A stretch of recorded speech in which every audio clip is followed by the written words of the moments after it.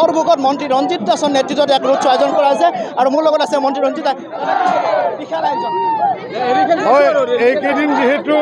আমি সকলোৱে BJP AGP UPPL দলে সমগ্ৰ অসমতে বিভিন্ন কাৰ্যসূচী কৰাৰ মাজতে আজি সৰভোগত আমাৰ অন্তিম কাৰ্যসূচী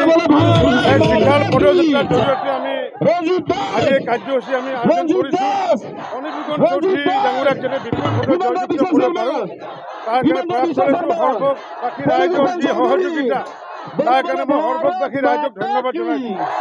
বিশেষকৈ সৰভোগত যথেষ্টখিনি ৰাইজ ওলাই অহা দেখা গৈছে হয় আজিও সৰভোগত ওলাইছে যোৱাকালি বৰপেটাতো ওলাইছিলে হাজাৰ হাজাৰ মানুহে আৰু ঠিক তেনেকুৱাকৈ সমগ্ৰ বৰপেটা লোকসভা সমষ্টিতে ৰাইজে ওলাই আহিছে ভাৰতীয় জনতা পাৰ্টীৰ সমৰ্থনত থকা অসম গণ পৰিষদৰ প্ৰাৰ্থী অনিবুগন চৌধুৰীক ভোট প্ৰদান কৰাৰ কাৰণে হাতী নিশ্চিত বৰপেটা লোকসভা সমষ্টিৰ হাতী নিশ্চিত 3 লাখতকৈ অধিক ভোটত জিকিব 3 লাখতকৈ অধিক ভোটত জিকিব অনিবুগন চৌধুৰী ডাঙৰীয়া এইটো নিশ্চিত আজি ফলাফল দি দিব নিশ্চয়কৈ ধন্যবাদ ৰঞ্জিত দাস আছিলে মোৰ সৈতে স্থানীয় বিজেপি নেতা আছে যথেষ্টখিনি ৰাইজ ওলাই হয় হয় আমি মানুহ দেখিছোঁ বহুত মানুহ এইবাৰ নিৰ্বাচনত আমি হিন্দু মুছলিম শিখ জৈন সকলোৱে বহুত মানুহ দেখিছোঁ আৰু ভাৰতীয় জনতা পাৰ্টী আৰু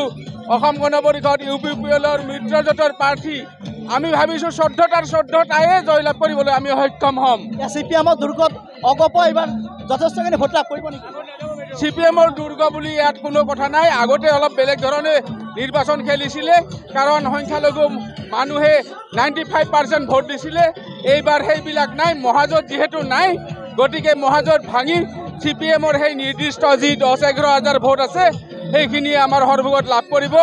আৰু কিছু সংখ্যক হয়তো মুছলমান ভোট তেওঁলোকে পাব বাকী ইয়াত আমাৰ 30ৰ ওপৰত CPM-এ নাপায় বাকী আমি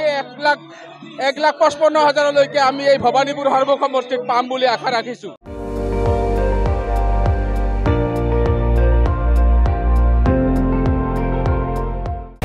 আপুনি চাই আছে ND24 সৰ্বশ্ৰেষ্ঠ নহয় সৰ্বোত্তমৰ দৌৰ